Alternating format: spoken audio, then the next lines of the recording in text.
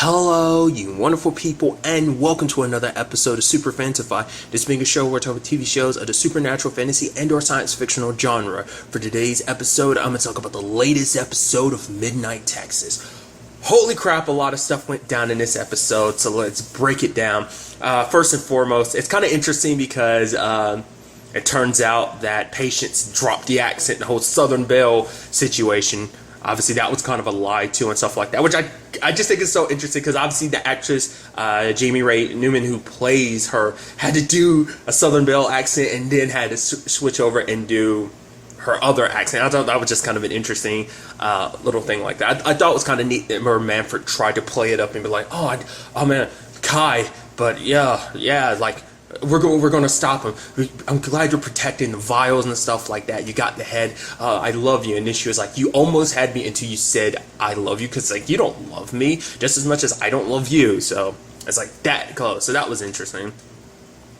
But what's also interesting, like what this was all about. It's like, for one, like you find out like what her plan really is, like to harbor like all it was at 490 vials of like monster energy, like, which is funny. Now I'm sitting here saying that monster energy just because we drink everything. Nevertheless, is the fact is because he is a medium like he is, because him spewing out what he spewed was what made her go, oh my god, you're the perfect host. Because I mean, to be fair, we kind of already seen that he can inhabit a lot of stuff. I mean, he took in a whole bunch of demons at season 1's finale, which obviously works in conjecture.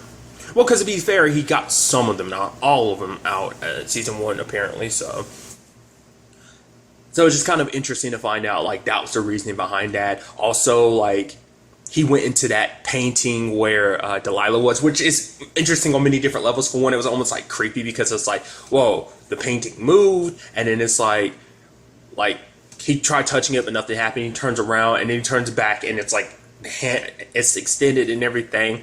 Also interesting, Delilah is played by Jamie Murray, which is like, whoa, which many different things. I think I was bringing this up, like Dexter's the first thing I ever saw her in, I think, season 2 specifically.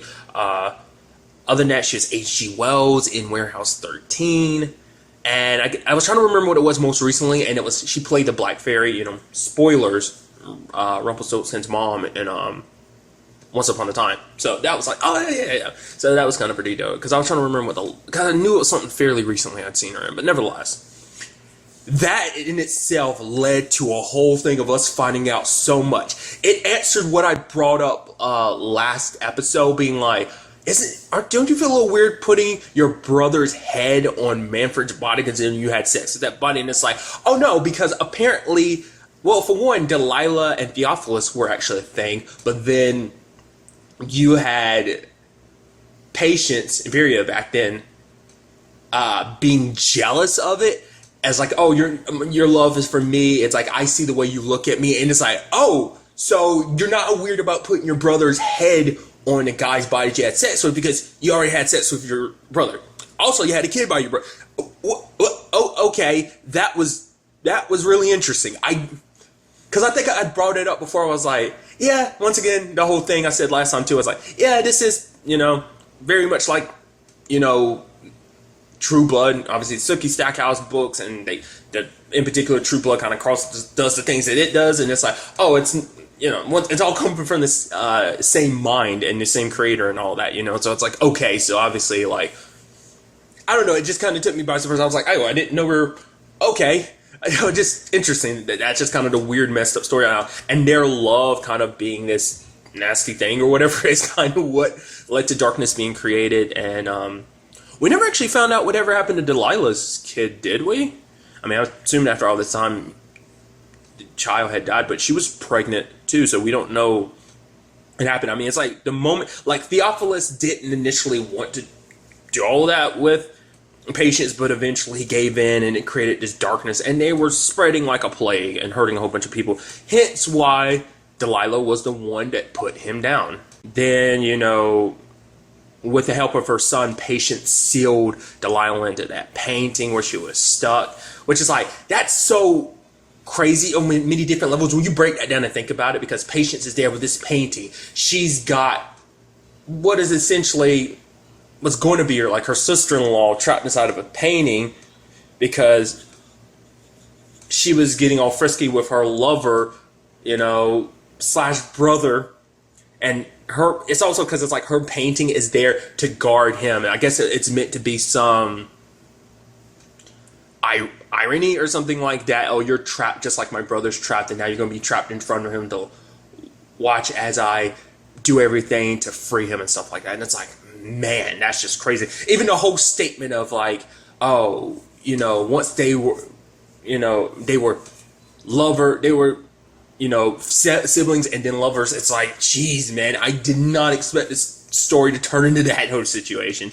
It's kind of interesting because at first I was like, wait, that's what it was all about. I was like, you're literally jealous that Delilah took your brother away from you? It's like, oh, she took your brother away from you in many different regards like that. It's like, okay, that kind of sucked. And then Fiji's off being evil witch, resurrecting Chewie just to punish Joe, which they also answered the question. I was like, I figured as much, but it's like, I figured cutting his wings off wouldn't change what he was. Luckily, he showed up in time to kind of save the day earlier when everyone was kind of in deep trouble.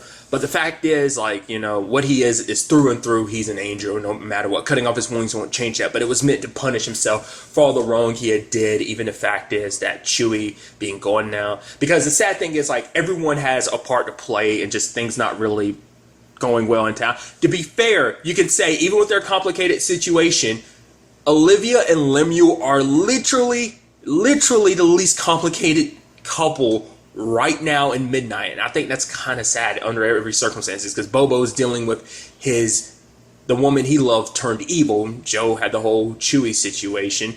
Manfred found himself in a torn affair with a witch who was manipulating him, who was like the epitome of evil.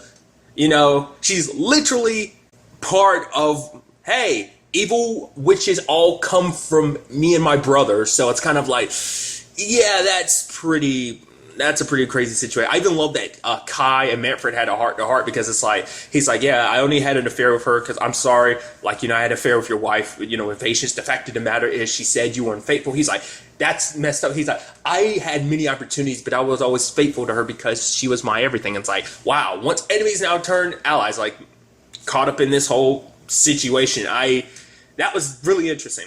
Also, it's kind of interesting to know that Kai's ability can also affect ghosts too. That's interesting because he was able to take Patience's son's powers and stuff like that. So, also it makes you wonder what else is inside that painting. Like, how much of a world? Like, what is the world inside that painting? Is there a full-fledged world, or does it go only as far as those woods? Because there's also that knight that's around. Is that the same thing that Manfred was running from? That she kind of hid him from, like that. It was some invisible thing. Was that the armor that ends up attacking them later, or is that something else entirely? Like, I want to know how much stuff kind of bumps into night in that place or something, So, because that could be a concern. Like, you let Delilah out, you might let everything in there out as well, potentially, but we'll have to wait and see in that regard. They call upon a Delilah witch to help, which her way of helping is like fainting, and she's even using it inhaler because it's just kind of like, that's interesting. I wonder if I guess because it's kind of like good witches and stuff like that, so it's just kind of like maybe they're not typically up with the whole fighting and stuff like that, because she never stayed to try and fight later on, but that's why I'm like, maybe that's just not their cup of tea. Maybe it's kind of like they're like, I wonder will she come back later on with reinforcements or not. Maybe not. But then there's also like the fact of the matter is the butterfly wasn't just the good in Fiji. It literally represented her soul. And it's like, oh yeah, also it's most likely in Bobo because she's the man that he loved. So they pull it out with a centipede or whatever. Literally had to crawl its way through Bobo, and then they had to literally fish it out. That was crazy. And it's like, hey, it's free. It's, Fiji. And she crushes the butterfly, basically meaning that her soul is gone forever. So it's like, is there any way to save Fiji? She's literally lost her soul forever. Like, I don't know. Like, that's the sad part about this situation. Like, they might not have a choice but to put her down, especially if she continues helping Patience going down the path she is. You had Manfred, absorbing Patience's son's powers, and he got close to releasing Delilah, but he got stopped. Then literally getting his head chopped off. I was like, okay, somebody's going to come through at the last second, and it's like, no. and it happens, it's like, holy crap, I wasn't expecting that. So now my wonder is, was that actually Manfred, or was that like Kai disguised as Manfred? He made the whole point to tell Kai, like, no, you need to go, and if I don't succeed, the fact of the matter is you need to go find some other Delilah witches, come back here and stop Patience. And I like that, because Manfred's like, this is his family that's in trouble, and he blames himself for all this, things getting to where they've gotten to because Patience manipulated him. He even blames himself for Creek's death, and so he's like, I have to do this. So I don't know whether Kai switched places with him at the last second, was like, no, I need to be the one to do this. I wonder, like, dude, how did the other vials come into play? Like, once Theophilus is on his body, then they absorb, like, he drinks and absorbs all 490 vials and stuff like that. Or, well, because we know that it's necessary for the releasing of the seal, so it seems like it'd probably be something that has to be done ahead of time. I guess all you have to do is gather the monster energy, maybe not necessarily that someone has to ingest. Well, I'd assume they would, but we didn't see at any point they put it inside of Manfred, so it's kind of like, how does that work in that regard? Maybe it's something you don't really need to know about. It's been used, or at the very least it will be used. So it seemed like Manfred did say something to Olivia. He mouthed something before things came to what they did, and it's like, damn. There's another part of my brain, now I'm sitting here thinking about it. We might get Manfred in ghost form, potentially, like saving a day, like, a medium and stuff like that, as powerful as him. Like, ghost form, maybe he can do something with that, potentially. I don't know, maybe. I'm curious to see, are they really going to put this in a position where they're going to, like, when this is all said and done, like, is Manfred going to, like, stay dead? Once again, that depends on whether they go. Like I said, I'm leaning more towards thinking like that was Kai in disguise, but it might be like, no, Manfred's straight up dead, and so they might try to resurrect him later on. There might not be anyway. Maybe it's like, oh, him and Creek are reunited, and it's like, oh, he sacrificed his say. But it's like, I guess that means someone else will potentially come in. Well, there's still the whole Walker situation. He's still around. Well, to be fair, Joe told him not to come back, but it's like, maybe he will. I mean, could use the help under these circumstances. So I honestly don't know how things are going to play out from here. Like I said, the whole Fiji thing.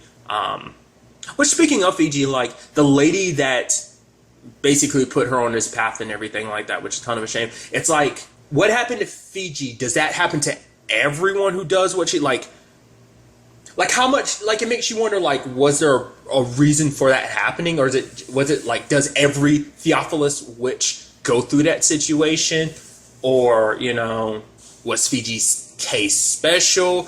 Like, we haven't seen that witch show up, the one who kind of came to Fiji and stuff like that. So is she not as neck deep in this whole situation, even though there's a whole bunch of other witches they're worshiping, trying to resurrect Theophilus? Like, what's her deal? Like, is she just off doing her own thing? I didn't expect things to kind of take the turn that they did of like, oh, you're a dark witch, so it's kind of like, oh, you're like super, super evil. But it's like, I didn't expect that turn. I thought it was just going to be like, oh yeah, like some things are here going to change, but then like her personality shifted after she cut her soul out, so we'll see. Like I said, whether or not there's any going back for her or not. I am very, very interested to see what the next episode has in store for us with all of this. But really, that's all I want to talk about. Till the next time we meet, be happy, be safe, live life to the fullest, and enjoy it. Good day, and goodbye.